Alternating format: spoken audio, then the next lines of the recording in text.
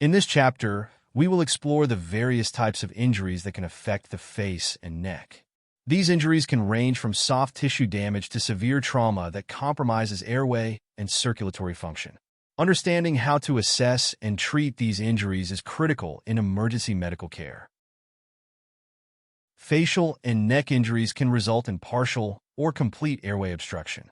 There are several factors that contribute to airway compromise, including heavy facial bleeding leading to blood clots, direct trauma to the nose, mouth, larynx, and trachea, and dislodged teeth or dentures obstructing the throat.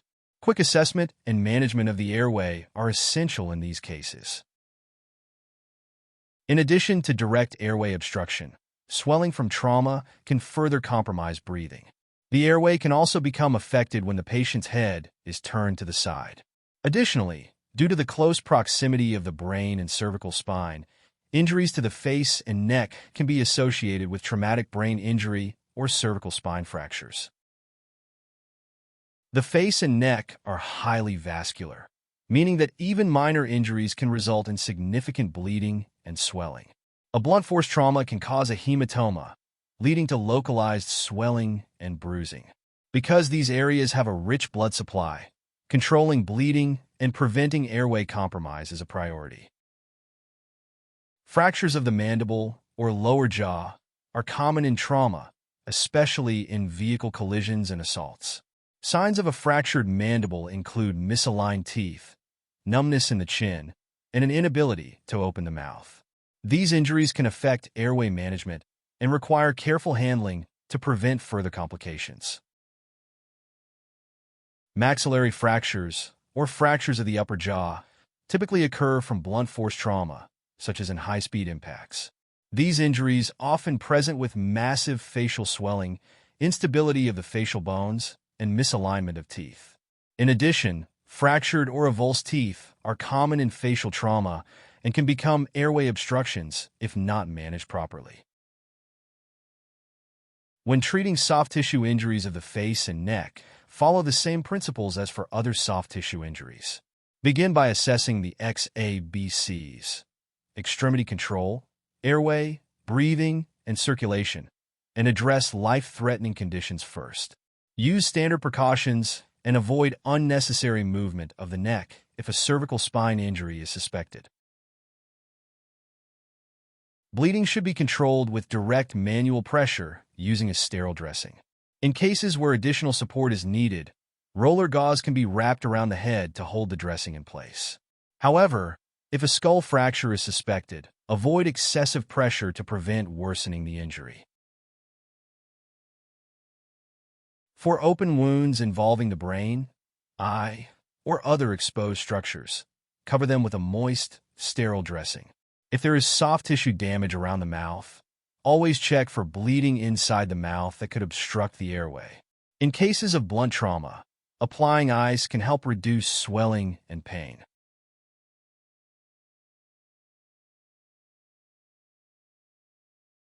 Physicians may be able to graft avulsed skin back into place. If a portion of skin has been avulsed, wrap it in a sterile dressing, place it in a plastic bag, and keep it cool without direct contact with ice. Label and transport the tissue with the patient for potential reattachment. If the avulsed skin remains attached, place it back in its natural position as closely as possible and secure it with a dry, sterile dressing. The goal is to protect the tissue and prevent further injury while transporting the patient for medical evaluation. Eye injuries can be particularly serious, as they may lead to permanent vision loss. Trauma to the eyes can affect pupil reaction, eye movement, and overall function. Prompt assessment and management are essential to prevent long-term complications. When assessing eye injuries, take standard precautions and conduct a thorough examination. Look for abnormalities such as asymmetry, swelling, or foreign bodies that may indicate the extent of the injury. Careful handling is necessary to avoid further damage. Foreign objects are a common cause of eye injuries. The orbit, or eye socket, provides protection against large objects, but even small debris can cause significant irritation. Flushing the eye with a sterile saline solution can often remove loose particles. When irrigating an eye, always flush from the nose side toward the outer part of the eye.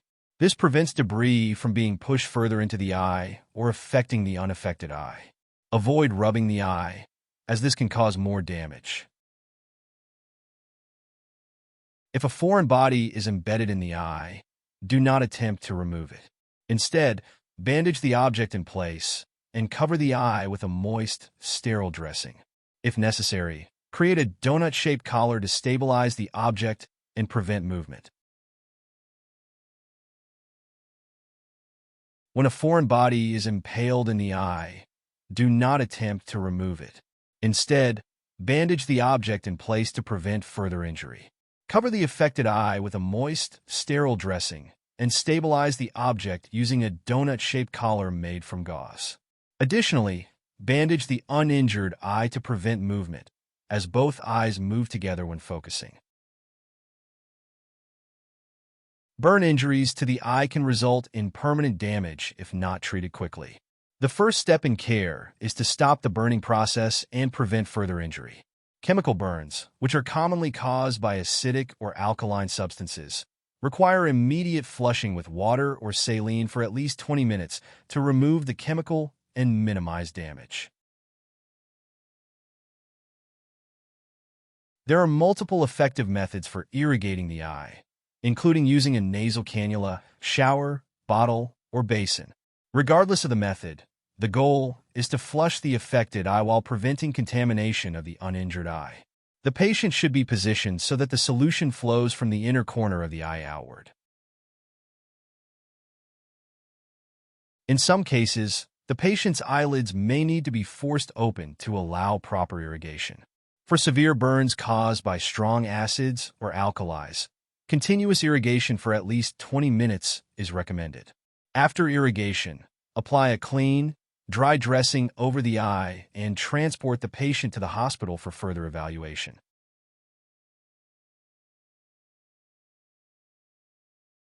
During exposure to high heat, the eyes reflexively close to protect themselves. However, the eyelids can still suffer burns, and the patient should be transported promptly without further examination. Cover both eyes with sterile dressings moistened with saline, and apply protective eye shields to prevent further damage. Exposure to infrared rays, laser beams, or intense light sources, such as looking directly at an eclipse, can cause retinal injuries. These injuries are often painless, but can result in permanent vision damage. The patient may experience severe conjunctivitis, characterized by redness, swelling, and excessive tearing. Lacerations involving the eye or surrounding structures require careful handling to restore function and appearance. While bleeding from these injuries can be heavy, gentle manual pressure is usually effective in controlling it. However, if the laceration involves the globe of the eye, no pressure should be applied to avoid worsening the injury. In rare cases, severe trauma may displace the eyeball from its socket. Do not attempt to reposition it. Instead, cover the eye with a moist, sterile dressing and stabilize it to prevent further injury. Covering both eyes will also help reduce unnecessary eye movement. Have the patient lie supine during transport. Blunt trauma to the eye can lead to conditions such as hyphema, bleeding in the anterior chamber that partially or completely obscures the iris. Another concern is an orbital fracture, which occurs when the bones surrounding the eye are broken. Retinal detachment, often seen in sports injuries, can cause vision disturbances or blindness.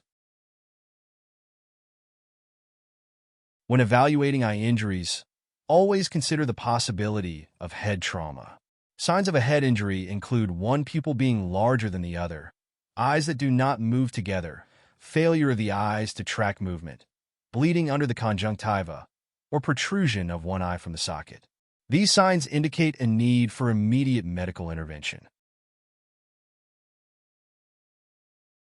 Blast injuries to the eye can vary from minor irritation to complete vision loss. If a foreign object is embedded in the globe, it should not be removed. Follow local protocols for treating these injuries. In cases of severe swelling, avoid forcing the eyelid open, as this can cause further damage. Unless there is a chemical burn, contact lenses should not be removed in the field. If removal is necessary, hard contact lenses can be removed using a small suction cup, while soft contact lenses should be removed by placing saline drops in the eye and gently pinching the lens between the thumb and index finger. Always document the presence of contact lenses and artificial eyes when treating an eye injury. Contact lens removal should be reserved for patients with chemical burns to the eyes. For hard contact lenses, a suction cup moistened with sterile saline is used. Soft contact lenses should be removed by placing saline in the eye before pinching off the lens. It is important to document whether lenses were removed or left in place before transporting the patient. Nosebleeds, also known as epistaxis, are a common occurrence and can result from various causes. One of the most frequent causes is digital trauma, when a person picks or rubs their nose excessively. Anterior nosebleeds, which originate from the septum, tend to bleed slowly, while posterior nosebleeds can be more severe and may cause blood to drain into the throat, leading to potential airway obstruction. Blunt trauma to the nose can result in fractures, soft tissue injuries, and associated head or cervical spine injuries. Because of the nose's central location on the face, it is vulnerable to impact from falls, assaults, and motor vehicle crashes. Assess the patient for potential airway compromise and ensure that nasal bleeding does not obstruct breathing. When assessing nasal injuries, be aware of the underlying structures. The nose is divided into two chambers by the septum and contains layers of bone called turbinates, which help warm and humidify the air we breathe. Above the nose are the frontal sinuses, and on either side are the orbits of the eyes. Damage to these structures can lead to complications beyond just a broken nose. In cases of severe nasal trauma, the patient may also have an associated cervical spine injury. Additionally, if a fracture occurs at the base of the skull, cerebrospinal fluid, CSF, may leak from the nose. This is a critical finding that requires immediate medical attention. To control bleeding, apply a sterile dressing and avoid placing anything inside the nostrils. The ear is divided into three parts. The external ear, which includes the pinna and external auditory canal. The middle ear, which houses the eardrum and small bones that aid in hearing. And the inner ear, which contains fluid-filled chambers responsible for balance and sound transmission. This diagram highlights the structures of the ear. The outer ear collects sound waves, the middle ear amplifies them, and the inner ear translates them into signals for the brain. Trauma to any of these parts can lead to hearing loss, pain, or balance issues. While ear injuries are common, they do not typically bleed significantly. However, an ear avulsion, where part of the ear is torn off, requires immediate care. If an ear is avulsed, wrap the tissue in a moist, sterile dressing, place it in a plastic bag, and keep it cool. Ruptures of the tympanic membrane, or eardrum, may result in severe pain, difficulty hearing, or ringing in the ear, and are often caused by excessive pressure changes or foreign objects. Foreign objects in the ear are more common in children and can cause discomfort or infection. If clear fluid or blood is seen draining from the ear, this may indicate a skull fracture and cerebrospinal fluid leakage. This is a serious condition that requires immediate emergency care. Facial fractures typically result from high-impact trauma. If a patient has sustained a direct blow to the mouth or nose, assume a fracture is present. Clues include bleeding in the mouth, an inability to swallow or talk, loose or missing teeth, and bone fragments that move upon palpation. Although facial fractures alone are rarely life-threatening, they can cause significant swelling and bleeding. Immediate medical care is necessary, and plastic surgeons can often repair the damage if treated within 7 to 10 days. Swelling is often most severe in the first 24 hours, which may complicate airway management. Dental injuries can be traumatic for patients and cause significant bleeding. Whenever a tooth is violently displaced from its socket, direct pressure should be applied to stop the bleeding. Suctioning may be necessary to clear blood from the mouth, and cracked or loose teeth should be carefully managed to prevent airway obstruction. If a tooth is avulsed, handle it by the crown rather than the root. Store the tooth in a tooth preservation solution, cold milk, or sterile saline to keep it viable for reimplantation. Notify the receiving hospital, as the best chance for successful reimplantation is within 20 minutes to 1 hour after the injury. When treating a patient with an object impaled in the cheek, assess the risk of airway obstruction. If the object is causing significant bleeding that cannot be controlled, removal may be necessary. Otherwise, stabilize the object and provide direct pressure inside and outside the cheek to control bleeding, ensuring that the bandaging does not occlude the mouth. The neck houses critical structures, including the upper airway, esophagus, carotid arteries, jugular veins, thyroid cartilage, Adam's apple, cricoid cartilage, and upper trachea. Trauma to any of these structures can be life-threatening. Blunt trauma to the neck can cause significant complications, such as laryngeal or tracheal injury. This may result in loss of voice, difficulty swallowing, airway obstruction, and air leakage into soft tissues, creating a condition known as subcutaneous emphysema. Patients with these symptoms require immediate emergency care. Subcutaneous emphysema is characterized by a crackling sensation under the skin due to air being trapped in the soft tissue. Complete airway obstruction can occur quickly in these patients. Consider advanced airway support early and be prepared for rapid deterioration. Penetrating injuries to the neck can be extremely dangerous, as they may involve damage to the carotid arteries or jugular veins. These injuries can lead to massive hemorrhage or an air embolism, which can cause cardiac arrest. Direct pressure is essential for controlling bleeding, but be cautious not to impair circulation to the brain. Blunt trauma to the larynx can occur when an unrestrained driver strikes the steering wheel or when an individual impacts an object, such as a clothesline, while moving at high speed. These injuries can result in soft tissue damage, fractures, and airway obstruction.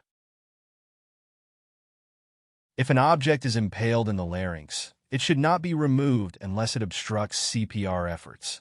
Instead, stabilize the object in place and prevent unnecessary movement. Signs of laryngeal injury include respiratory distress, hoarseness, pain, difficulty swallowing, cyanosis, pale skin, and sputum in the wound. These patients require urgent airway management. To manage a laryngeal injury, provide oxygen and ventilation as needed. Apply cervical immobilization, but avoid rigid collars that may worsen the injury. Rapid transport to a trauma center is critical for survival.